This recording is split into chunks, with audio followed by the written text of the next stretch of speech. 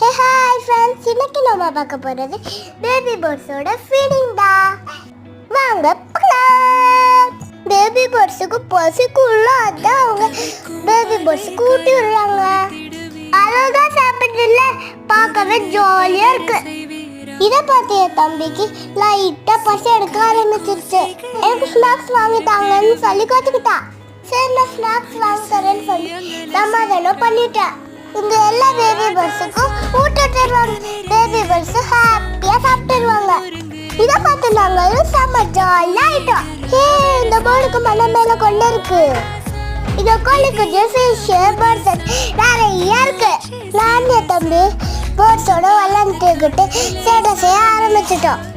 எனக்கு இந்த போர்டு வேணும், நடம் பிடிச்ச இந்த வச்சுக்கோன்னு சொல்லிட்டாங்க.